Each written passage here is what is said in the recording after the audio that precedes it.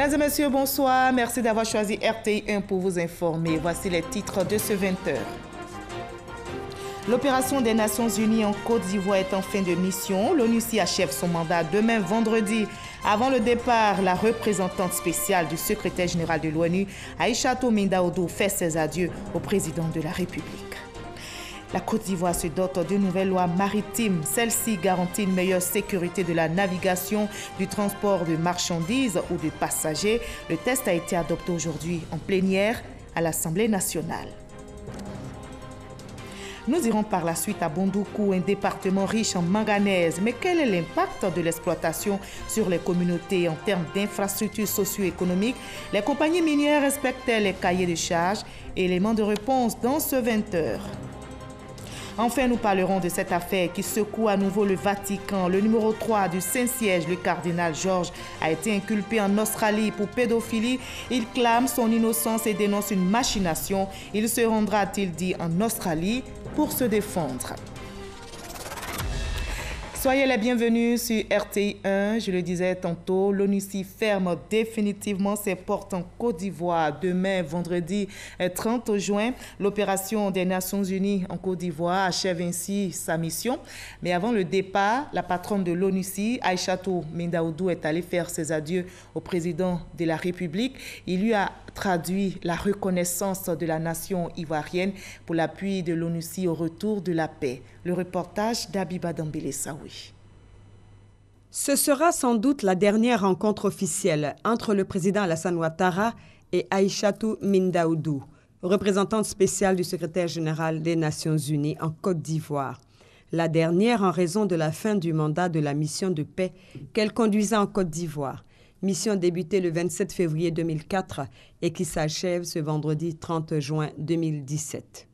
En ce qui concerne le bilan des 13 années de présence de l'ONUCI en Côte d'Ivoire, je pense qu'il faut tout simplement comparer la situation en 2004, au moment où la mission était déployée, et la situation d'aujourd'hui, pour constater qu'il y a eu beaucoup d'évolutions, évolutions notamment sur le plan de la sécurité, du DDR, en matière de protection des civils, en matière de promotion et de respect des droits de l'homme. Un chiffre que je peux rappeler, par exemple, le nombre de violations des droits de l'homme était de 1786. En 2011, il est tombé à 88. En 2016, il y a eu beaucoup d'évolutions en matière de cohésion sociale et de réconciliation nationale, mais aussi dans le domaine du dialogue politique. L'ONUCI n'aurait pas pu être un succès ici en Côte d'Ivoire sans l'engagement résolu de chacune et de chacun des Ivoiriens, mais aussi l'engagement des autorités ivoiriennes. Nous avons parcouru 45 000 km en Côte d'Ivoire pour aller à la rencontre des populations. Et partout où nous avons été, nous avons relevé l'engagement des populations à faire en sorte que la paix, la cohésion sociale et la réconciliation nationale se consolident en Côte d'Ivoire. Nous partons sereins, Monsieur le Président, et rassurés et confiants. Ces 13 dernières années, l'ONUCI a été partie prenante de l'histoire de la Côte d'Ivoire. Renforcement de la sécurité, certification des résultats de l'élection présidentielle de 2010 ou encore participation au processus de désarmement, démobilisation et réinsertion. Pour toutes ces raisons qui ont contribué au retour de la paix et de la stabilité en Côte d'Ivoire, le président Alassane Ouattara s'est voulu reconnaissant aux Nations Unies. Au cours de ces 13 dernières années, l'ONUCI a joué un rôle important pour la paix en Côte d'Ivoire. Elle nous a aidés également dans la réforme du secteur de sécurité. Elle nous a appuyés pour tout ce qui concerne le dialogue politique, et Mme Mindaoudou en particulier a joué un rôle essentiel de relais entre le gouvernement et l'opposition pour renforcer ce dialogue, et grâce à sa contribution et bien sûr de tous ses collaborateurs, la Côte d'Ivoire est totalement en paix. Et je demande à Mme Mindaoudou de transmettre au secrétaire général Guterres et également à l'ancien secrétaire général Ban Ki-moon toute notre gratitude, et à l'ensemble, bien sûr, de tous ceux qui ont séjourné ici. Nous avons une pensée, bien sûr, pieuse pour les soldats de l'ONUCI qui ont perdu la vie à l'occasion des événements que nous avons vécus. Nous sommes particulièrement reconnaissants, Madame, pour votre contribution. Je voudrais vous dire que ce soit au niveau du gouvernement de l'opposition, dans la capitale comme à l'intérieur, vous avez été partout et à chaque fois vous avez prôné la paix, vous avez prôné la réconciliation, vous avez joué un rôle remarquable pour l'évolution de notre pays. Et je voudrais vous dire que bien évidemment, le gouvernement saura vous témoigner toute sa gratitude au cours des prochains jours pour ce travail important. L'ONUCI est citée comme un modèle de réussite des opérations de maintien de la paix. Et c'est justement cette expérience que la Côte d'Ivoire entend partager avec son élection récente au Conseil de sécurité des Nations Unies en qualité de membre non permanent. Voilà, la mission des Nations Unies achève son mandat en Côte d'Ivoire après 13 années de présence. Ce matin, donc, le drapeau symbolisant cette présence a été descendu de son siège à Sébroko. Le ministre d'État, ministre de l'Intérieur et de la Sécurité, Ahmed Bakayoko, et la patronne de l'ONUCI, Aïchatou Mindaoudou, ont assisté à la descente du drapeau. Les deux personnalités ont salué cette collaboration fructueuse qui a abouti à la réussite de la mission en Côte d'Ivoire.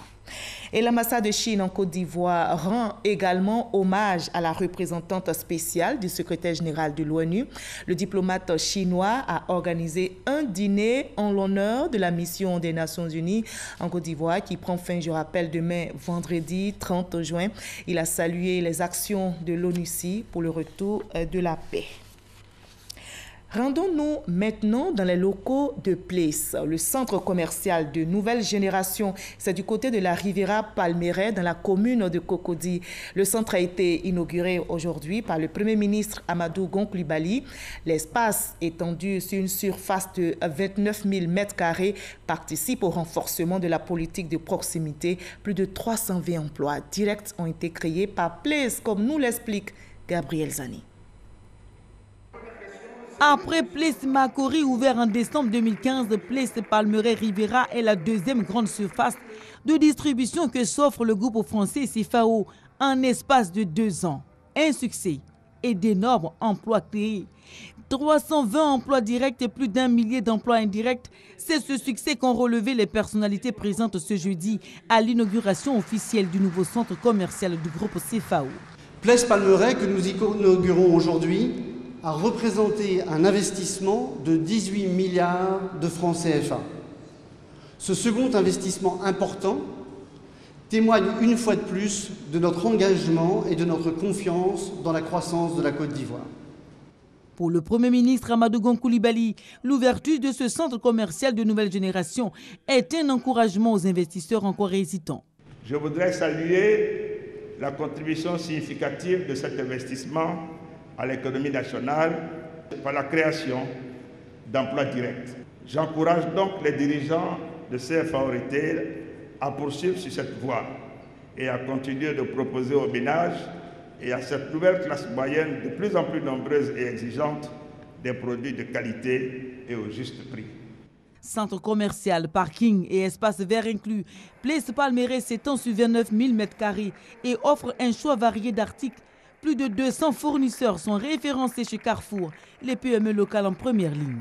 Nous les encourageons, comme ils ont déjà commencé, à promouvoir les approvisionnements de leurs différentes surfaces en produits locaux et également à intégrer dans la chaîne d'approvisionnement les PME ivoiriennes. Parce que l'État sera là, dans son rôle régalien, à combattre par tous les moyens sur tout le territoire national la fraude et la contrebande. En 2016, le groupe CFAO a réalisé un chiffre d'affaires d'environ 3 000 milliards de francs CFA et va poursuivre son déploiement en Côte d'Ivoire. Et on reste toujours en Côte d'Ivoire qui se dote d'une nouvelle loi maritime. Celle-ci garantit, je rappelle, une meilleure sécurité de la navigation, du transport de marchandises ou de passagers. Le texte a été adopté aujourd'hui même en plénière à l'Assemblée nationale. Michel Digré nous en dit plus. Après 1961, la Côte d'Ivoire a un nouveau code maritime. Le test devrait permettre à l'activité maritime du pays de sortir des eaux troubles et amorcer une nouvelle étape de son développement. Cela traduit la volonté de l'État de s'adapter à la législation internationale, mais aussi donner la possibilité de créer une économie basée sur la mer. Ça permet de moderniser les activités maritimes, mais surtout ce qui m'a réjoui, c'est l'intégration des étudiants de l'Académie régionale des sciences et techniques de la mer, parce que ça permet à ces jeunes-là d'avoir du travail. La nouvelle loi a été votée par 201 députés. 6 se sont abstenus, 2 ont voté contre. Je n'ai pas adopté ce texte, même s'il constitue une bonne initiative du gouvernement. L'objectif stratégique de ce projet de code n'est pas formulé dans la loi. L'autorité portuaire, la communauté portuaire qui joue un rôle essentiel dans la régulation et de la coordination des activités portuaires n'est pas prise en compte. Pour le député Pascal Afinguessan, le test doit être renvoyé en seconde lecture, quand le président de la séance, lui, se dit plutôt satisfait de son adoption. Le code maritime est un instrument qui définit clairement ce que sont les gens de mer. Ça a défini ce que sont les travailleurs de mer. Ça a défini comment les chargements et les déchargements se font et bien d'autres choses. C'est en 2011 qu'a germé l'idée de la rédaction d'un nouveau code maritime. Les États généraux de la mer tenus en septembre de cette année-là ont estimé que la loi de 1961 était devenue obsolète au regard du caractère évolutif de l'activité maritime. À l'étranger, le Vatican, à nouveau secoué par une affaire. Le numéro 3 du Saint-Siège, le cardinal Georges, a été inculpé aujourd'hui en Australie pour pédophilie. Mais le grand argentier du Vatican a toujours nié ces accusations. Le cardinal Georges, mis en examen, clame son innocence et s'estime victime d'une chasse aux sorcières orchestrée par les médias australiens. Il annonce donc son intention de rentrer en Australie pour se défendre avec le soutien du Saint-Siège. Ici en Côte d'Ivoire, l'immeuble Postel 2001 au Plateau, dont la réhabilitation a démarré en 2015, est à nouveau fonctionnel.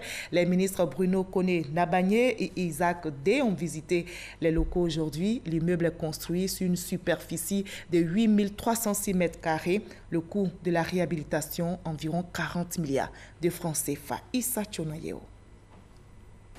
Les ministres Bruno Nabagné-Koné et Isaac Dey, dans les locaux de Postel 2001 réhabilités, ils sont allés se rendre compte de la qualité des travaux de réhabilitation entamés en août 2015. Cette visite du chantier a permis aux 2 membres du gouvernement de faire le tour de quelques paliers, des salles de réunion, des bureaux et bien d'autres endroits. Ce bâtiment, sur le plan technologique, architectural, il est symbolique. En plus, en 2001, quand il a été mis en place, c'était le symbole du plateau. Au-delà de la construction, le financement, la réalisation, ce bâtiment est un modèle parce qu'il s'agira aussi de le maintenir. Pour nous, ce bâtiment doit rester tel qu'il est. Nous sommes fiers aujourd'hui de recevoir ce bâtiment qui est moderne, et ce bâtiment qui montre l'image que la Côte d'Ivoire souhaite montrer aujourd'hui, l'image que la Côte d'Ivoire souhaite être aujourd'hui. C'est un pays qui avance.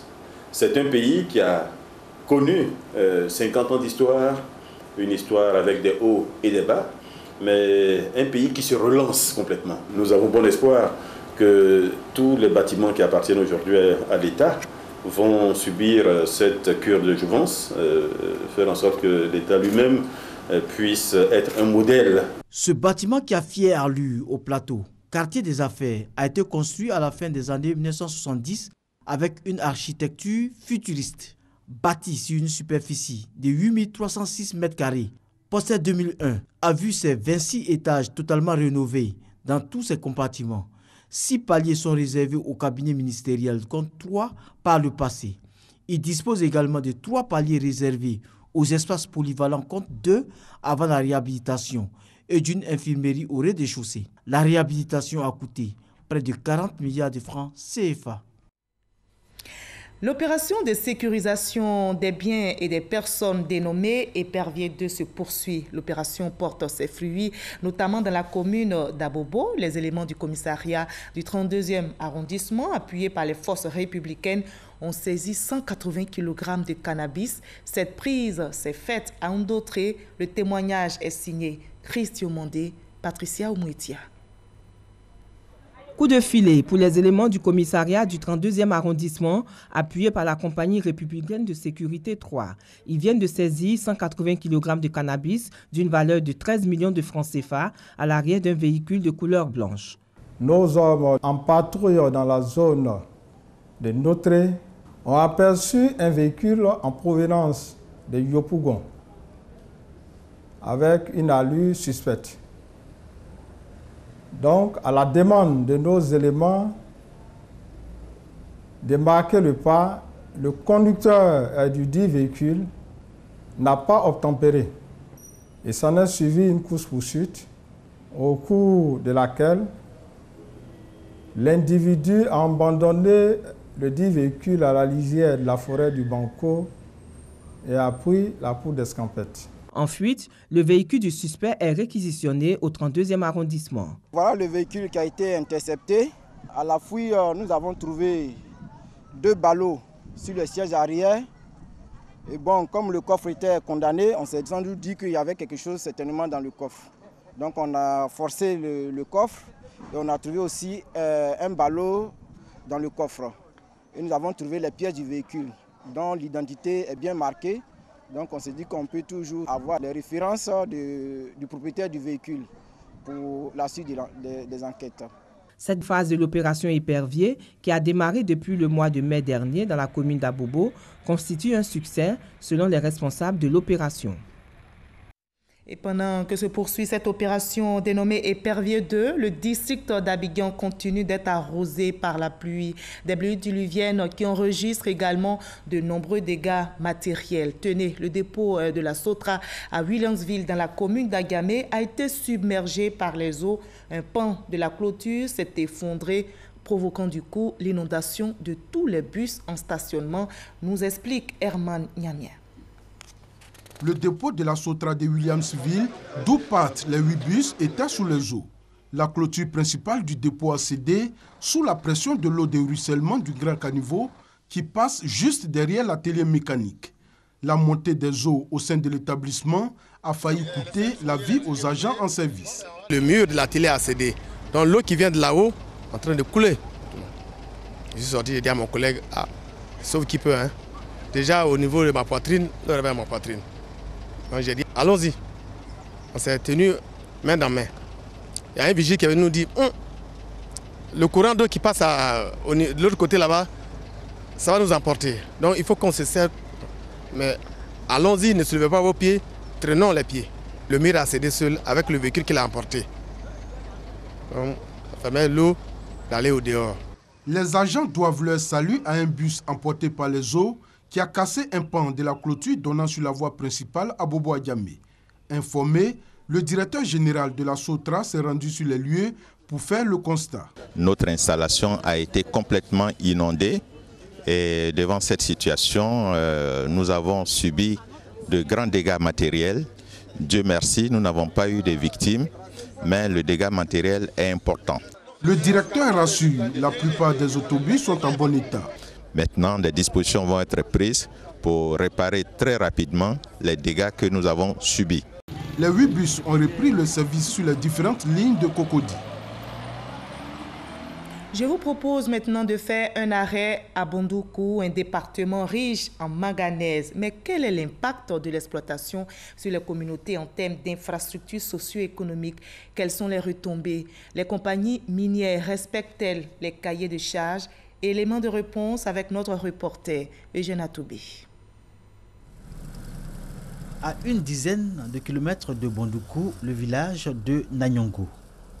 Cet après-midi, le chef du village reçoit à sa demande plusieurs familles dans un contexte particulier. Pour la première fois depuis plusieurs années, Nanyongo bénéficie de travaux d'ouverture de routes. Le projet exécuté par le comité de développement local minier est financé par la compagnie minière Bondoukou Manganèse qui exploite ce minerai dans plusieurs localités du département de Bondoukou, dont Nanyongo. Ici, pas d'électricité, pas de centre de santé, pas d'école. La seule fierté du village est de disposer de 2 pompes hydrauliques à motricité humaine. Et comme le confesse le chef du village de Nanyongo, tout l'espoir du village réside dans l'exploitation du manganèse. Avec le manganèse, c'est ça, moi j'ai vu, ouverture de bornes. En tout cas, moi je suis d'accord pour ça. Pour que là, on va aller devant, là on va m'aider, c'est que ça me... Moi je n'ai pas trouvé manganèse, on n'a qu'à m'envoyer ça dans mon village. Tout le monde là, on va faire le développement. Cela est fait de par concertation d'abord avec les populations. Il y a d'autres villages qui pour le moment, vu ce qu'ils demandent, nous sommes en train de réfléchir, mais surtout tout le monde consent le mode de partage de ces fonds-là par village. Avant de s'installer, la mine de manganèse de Bondoukou a d'abord obtenu un permis d'exploitation délivré par l'État ivoirien avec obligation pour la compagnie minière d'impacter positivement les villages qui ont cédé leurs terres en termes de développement et de progrès. Depuis le début de l'exploitation du manganèse, alors il y a eu beaucoup de problèmes, beaucoup de grèves, beaucoup de soulèvements de la population qui au départ n'avaient pas compris le bien fondé quand même de ce projet. Et depuis un moment, je crois que ces difficultés ont été aplanies dans la mesure où la société s'est approchée plus de la population en entreprenant des actions sociales. Pour garantir les bons rapports entre les populations riveraines et la compagnie minière et veiller aussi sur les intérêts des villages impactés, il a été mis sur pied un comité de développement local minier, CDLM, présidé par le préfet du département de Bondoukou. Depuis l'installation du CDLM en 2015 par le ministre de l'Industrie et des Mines, le premier du genre en Côte d'Ivoire dans le secteur minier, la compagnie minière et les populations vivent en parfaite harmonie et selon les accords signés pour l'exploitation, les villages impactés ont obtenu quelques acquis qui figurent au nombre de leurs besoins. Illustration, Boromba, village frontalier du Ghana à 22 km de Bondoukou. Ici, un logement de maître est en construction, supervisé par le représentant du CDLM au plan local. C'est à Boromba, les gens ont commencé à enlever manganèse. Notre quote-part, ça fait 7 100 000. Donc d'ici un mois, nous serons vraiment à la finition. Parce qu'il faut que ce bâtiment finisse avant la rentrée. À quelques encablures du site de lavage du manganèse de Songori, la compagnie minière Bondoukou Manganèse a fait construire un bâtiment de 3 classes en cours d'achèvement pour renforcer la capacité d'accueil de l'école du village. Juste après la construction, si on peut nous couvrir ça pour qu'à la rentrée prochaine, on puisse y fréquenter, vraiment, ça serait vraiment le bienvenu. De tous les 14 villages impactés par l'exploitation du manganèse dans la région de Bondoukou, tous ne sont pas logés à la même enseigne en termes de bénéfices et acquis en structure socio-économique de base. Un cas édifiant, celui de Similimi. De là-haut, on peut voir ce qui reste de la mine de manganèse, aujourd'hui à l'arrêt. Chose frappante, le village est comme phagocyté par la mine. Si la société Bondoukou Manganèse doit encore exploiter la mine au-delà du site, je crois qu'en ce moment, on pourrait parler de délocalisation quand même de Similimi. Ils ont promis au village qu'ils allaient reconstruire le village en village moderne, l'école, l'eau et tout ce qu'il faut comme commodité dans un village n'est pas encore fait. Similimi est resté dans son état de misère originel. Dans ce patelin, pas une seule maison en dur, pas d'eau potable, pas de structure sanitaire et pour tout dire, les populations de Similimi ont le sentiment d'être abandonnées. Heureusement, les enfants ont droit à l'éducation. Dans cette baraque en bois qui sert de salle de classe tenue par des enseignants bénévoles. Il devrait y avoir d'abord au préalable un certain nombre d'accompagnements. Donc ce village-là doit être vraiment reconstruit par rapport aux dispositions du nouveau code minier. Selon les responsables techniques de la compagnie d'exploitation du manganèse de Bondoukou, qui ont choisi de ne pas s'exprimer face à notre caméra, on promet d'examiner la question, tout en rappelant, comme pour démontrer leur bonne foi, que conformément aux accords avec les villages impactés, des jeunes de Similimi ont été embauchés, leur donnant ainsi la possibilité de lutter contre la pauvreté. Nous garantissons l'emploi quand même aux jeunes ressortissants des villages qui sont autour de la mine. Alors, jusqu'à ce jour, nous employons autour de 200 travailleurs dans la société Bondoukou manganèse qui sont soit des permanents, soit des journaliers, des chauffeurs, des apprentis mécaniciens. Certains aussi travaillent dans la mine. Je souhaite à ce que la société reprenne pour que le travail aille dans les normes, afin qu'elle puisse employer encore des jeunes et ça va nous permettre d'avoir un gain aussi au sein du village.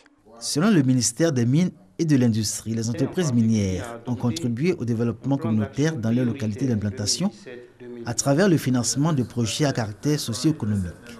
Le montant généré pour cette contribution se chiffre à 2,4 milliards de francs CFA en 2016 contre 1,2 milliard CFA en 2015.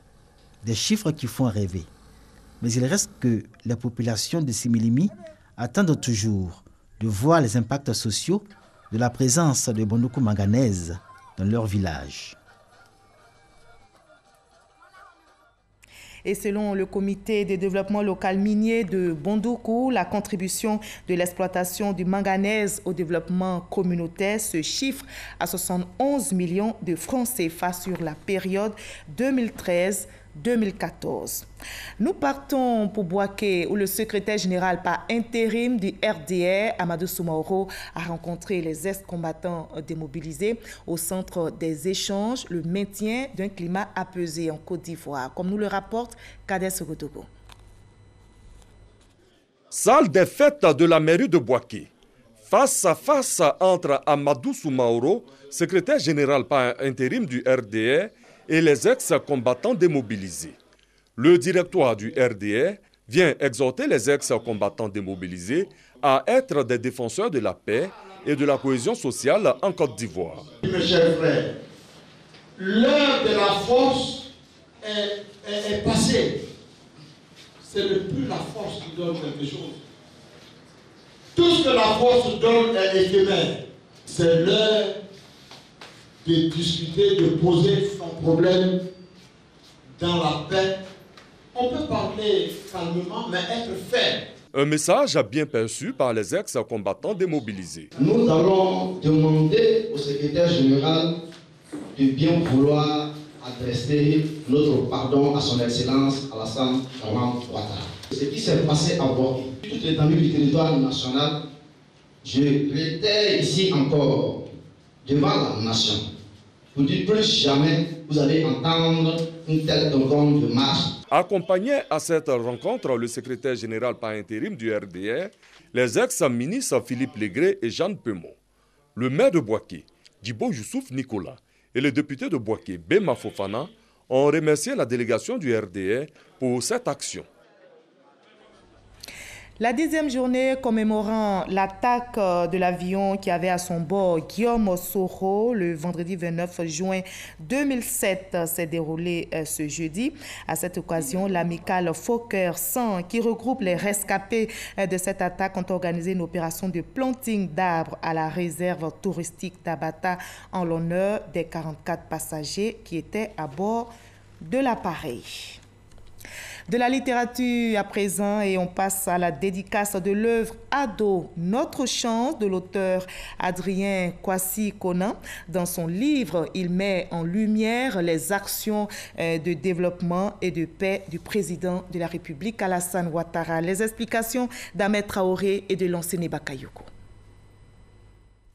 Rendre hommage au président Alassane Ouattara pour les actions qu'il a menées en faveur du développement et de la paix. C'est à cet exercice que s'est livré Adrien Kwasi Konan dans son œuvre intitulée Ado, notre chance. Ce rendez-vous vise également à reconnaître des personnalités qui, selon l'auteur, ont soutenu les idéaux du rassemblement des oufouettistes pour la démocratie et la paix, RHDP. Hier, le président était un peu, je dirais, titillé. Mais aujourd'hui, au pouvoir, il fait l'unanimité sur sa manière de travailler. C'est un homme. Nous partons du fait que, sur le plan exclusivement travail, il fait l'unanimité. Voilà pourquoi il a une chance pour la Côte d'Ivoire. Il a été notre espoir, il a aujourd'hui notre chance. Parce que nous sommes convaincus qu'il va laisser une Côte d'Ivoire développée, une Côte d'Ivoire en paix. Une démarche bien appréciée par les cadres de la coalition oufouettiste. Il est très important de soutenir au moment indiqué celui qui est là, celui qui est au devant, que Dieu nous a permis d'avoir. C'est de le soutenir surtout, simplement et humblement, pour que nous puissions tirer les valeurs essentielles de la personne, pour que dans cette communion, nous en arrivons à construire le pays et une Côte d'Ivoire qu'on aurait tous souhaité. Ado, notre chance est un essai de 267 pages. Son auteur entend parcourir toute l'étendue du territoire national pour la promotion de l'œuvre et partant mettre en lumière les actions du président de la République, Alassane Ouattara. Et n'oubliez pas, nous sommes à J-22 des 8e Jeux de la francophonie. Les compétitions démarrent le 21 juillet prochain à Abidjan. On est tous appelés à nous mobiliser autour de ce grand rendez-vous mondial. Merci à vous tous de votre aimable attention et surtout portez-vous bien.